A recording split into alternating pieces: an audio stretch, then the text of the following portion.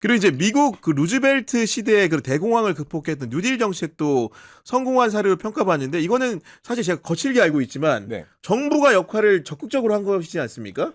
그렇죠. 그러니까 그 뭐라고 할까 개혁을 중간에 포기하면은 타협하면 안 돼요.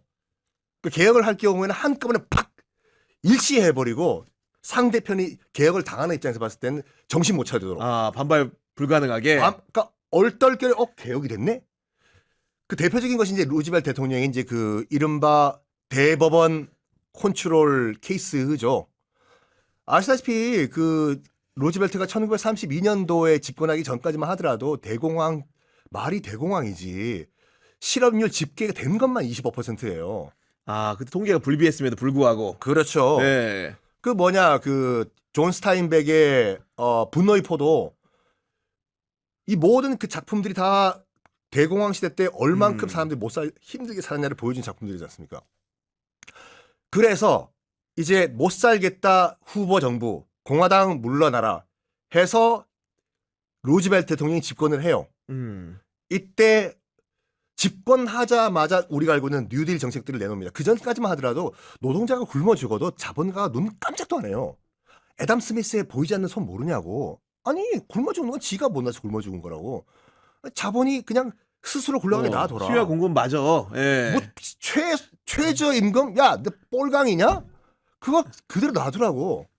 실제로 뉴욕에서 빵집인가가 최저 임금을 뭐 노동자와 합의를 해요. 합의를 했는데 빵집 주인이 그걸 안 지키니까 소송을 겁니다. 결국은 노동자가 져요. 왜냐하면 이거는 너희들끼리 책이란 합의고 이거는 법이 아니기 때문에 지킬 필요가 없다. 넌 그냥 굶어 죽어라.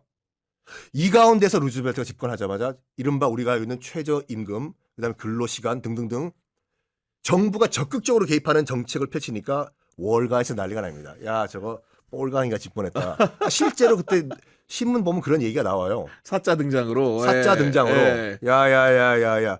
그리고 뭐 기자님도 아시겠지만 월가에서 실질적으로 구태타를 준비를 합니다. 예. 뭐 1차 대전 전쟁 영웅 하나 바지 사장 앉혀가지고 그 퇴역군인들 모아놓고 워싱턴 DC 진군해가지고 끌어내리자. 그런 다음에 또 뭐 이 실제로 월가의 그런 금융가들이 마침 집권을 했던 히틀러와 그다음에 무솔리니를 직접 만나면서 미국도 이런 파쇼 정권이 필요하다. 무서운 얘기네요. 예. 참 역사는 반복되는 것 같아요. 그러니까 네. 나라를 떠나가지고. 그래서 이렇게 지금 폴강이 대통령이 지금 집권했는데 우리도 히틀러와 무솔리니 같은 파쇼 정권이 미국에 필요하다. 그래서 우리가 끌어내리자. 50만 진군에서 100만에서 끌어내리자. 근데 그 바지 사장을 이로 채택이 됐던 그 스메들리 버틀러라는 장군이 자기가 폭로를 해요. 아, 누설했군요, 그거를. 네. 월가에서 이런 쿠데타를 준비하고 있다. 야. 여기에 또 월가에 관여했던 내란 종사자들이죠. 네, 그렇죠. 예. 이런 말을 합니다. 장난이었다고. 비슷하네. 비슷해요. 진짜 지금, 역사는 예. 반복돼. 실제로 했단 말이에요. 겁만 주려고 한 것처럼. 술 먹고 농담한 거야. 그걸 진담으로 받아들여. 야, 선진하네. 아유. 그래서 그때 이제 당시 대법원이 이제 9명 전원체였는데 싹 다 그전 이전 후보 대통령이 임명을 했던 보수주의 대법관이었습니다. 야, 그것도 비슷하네. 보니까. 그렇죠. 네, 보니까 네. 자, 잘 보세요. 이제 보수 대법관들과 진보 루즈벨트와의 싸움이에요. 이제 제일 처음에 뭐 하냐면 지금으로 치면 공정거래위원장한테 얘기를 합니다. 대기업들 다 조사하라고, 불공정 거래 다 찾아내라고 했더니 그 당시 미국의 공정거래위원장이 이런 말합니다. 반자본주의 정책은 대통령의 명령이라도 안 듣겠다. 그래, you are fired. 해고래요. 그때 당연히 소송을 걸고 대법원까지 올라갑니다. 네. 대법원에서 뭐라고 했냐면 대통령이라고 하더라도 공공기관의 장은 임기가 보장되어야 된다라고 해요. 실패를 해요. 그것이 1935년 5월 27일인데 그 선고를 한 그날 대법원에서 이 루즈벨트 대통령이 추진했던 모든 딜들을 다 위헌적이라고 다 선고를 때려버려요. 아, 그랬군요. 그래서 검은 월요일, 블랙 먼데이라고 합니다. 월요일. 1기 집권 때는 이 대법원 보수 대법원과 루즈벨트 대통령 간의 법정 다툼으로 그 날려버려요. 그런데 재선 때 아무리 봐도 일반 유권자들이 이거 대통령은 정말 일 잘하려고 하는데 보수 대법관들과 공화당이 딴지를 걸고 있다 해서 첫 번째 소선 때와는 비교가 안 될 정도로 압도적인 표차로 재선에 성공시켜줘요. 아, 정당성이 엄청 생긴 거네요. 그리고 상원의 반, 하원의 4분의 3을 민주당이 장악을 해버립니다. 그것도 비슷하네. 역사는 반복된다. 그러면서 입법과 행정권을 잡아버립니다. 그러니까, 네. 이제 이런 말도 안 되는 대법원만 손보면 돼요. 근데 대법원을 어떻게 손을 봅니까? 그렇죠. 나오십시오. 네. 너 내려와. 집에 가 애 봐. 못하잖아요. 삼권 분립이니까. 네. 그렇죠. 그러면서 헌법을 정확하게 파악을 했어요. 루즈벨트가요. 뭐 하냐면은 대법관 나이가 70살이 넘을 때마다 새롭게 대법관을 한 명씩 제가 추가 임명하겠습니다. 왜냐하면 미국 헌법을 보면요.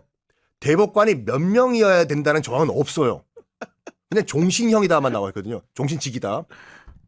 없잖아요. 몇 명이라는 거. 그러니까 70대면 이제 슬슬 판단력도 흐르실 거니까 젊은 대법관 판사를 한 명씩 내가 더 네. 충원을 하겠다. 그리고 내가 직접적으로 대통령이 6명을 추가로 임명을 하겠다 해요. 그리고 그러니까 이 입장을 봤을 때 이게 뭐라고 할까? 그때 이후의 결론이 뭐냐면요. 대법관이든지 이제 법조 카르텔들은 이게 우리 얘기가 아니라 미국에서 나온 미국 얘기죠. 얘기인데. 우리 얘기 아니에요. 오해하지 마십시오. 이 법관 카르텔은 나라가 망하는 한 있더라도 자기 밥그릇만 지키면은 자기 밥그릇만 지킨다. 굉장히 뼈 있는 명언이에요. 그래서 밥그릇을 건드린 거예요. 루즈벨트가. 그러니까 대법관 수가 늘어나면 밥그릇이 n분의 1로 나눠질 거 아니에요. 아니, 그렇죠. 그러면서 이런 말 합니다. 사법개혁을 추진하려고 한다. 봐라. 상원 반, 하원 4분의 3을 우리 민주당이 갖고 우리 지금 이 의석을 지금 확보하고 있으니까. 확보하고 있다. 사법개혁을 추진할 건데 이 말 하니까 그때 대법원이 백길됩니다. 아, 깨갱했구나. 예. 그러면서 루즈벨트 대통령이 추진하던 뉴딜을 다 승인을 해줘버려요. 그래서 많은 분들이 이것이 이제 미완성의 개혁이다라고 하거든요. 어쨌든 보수적인 대법관들은 못 날렸지 않냐. 사법부는 그대로 놔뒀지 않냐. 그게 아니라 머리를 잘 쓴 거예요. 여기서 어떡하라고요. 그렇죠. 현실적으로. 날릴 수가 없으니까.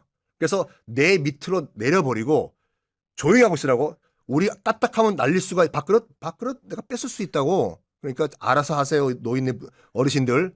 그래서 현실을 잘 활용을 하는 거죠. 아, 저도 이렇게 현실적으로 너무 접합시켜서 말씀 못 드리지만 정말 루즈벨트 사례를 네. 잘 연구해야겠네요. 보니까 지금 여러 가지 개혁이 지금 병진 중인데 어떻게 루즈벨트가 대법원을 다루었는지를 연구하는 게 굉장히 필요해 보인다. 그렇죠. 그리고 아까 말씀드린 것 같이 개혁을 시작했으면은 고삐를 늦추지 말고 네. 단칼에 그리고 민심을 항상 내 쪽으로 네. 그리고 설명 이런 걸 충분한 한다. 설명. 네. 그게 필요한 것 같아요. 야, 지금 종합을 좀 해보니까 기본적으로 개혁이 성공하기 위해서는 기본적으로 지도자의 냉철한 문제의식이 있어야 되는 거고 네. 두 번째로는 대중들, 우리 인민들, 우리 국민들의 사회적 지지가 반드시 수반이 돼야 되고 그거 인민 얘기하신 김에 네. 인민이란 표현 쓰면은 와, 너 피플이잖아요, 피플. 예. 인민이란 말은 맹자가 제일 처음 썼어요. 아, 그래요? 그 맹자도 그럼 그쪽입니까? 아우, 좀 공부 좀 하세요, 좀. 아, 그리고 이제 뭐 제도를 뭔가 또 이렇게 여러 입법을 통해서 안착시키는 것도 굉장히 중요하다고 보이는데 지금 한국 사회는 이런 조건들이 좀 무르익고 있다고 보십니까? 아직도 불비하다고 보십니까? 일단 개혁은 하면은 후퇴는 못 돼요. 그러면 작용 반작용의 반작용 세계에 의해서 원위치로 돌아오는 것이 아니라 우리가 후퇴를 하게 됩니다. 그래서 이왕 고삐를 잡은 김에 그러니까 지금 그러니까 가장 원칙적으로 돌아가야 돼요. 그러니까 이 개혁이라는 거를 정말로 나의 권력 아니면 우리 집권당의 무슨 이익을 위해 가지고 활용을 하는 것이 아니라 아까 말씀드린 같이 메이지 유신 배울 건 배워야죠. 우리가 일본으로부터요.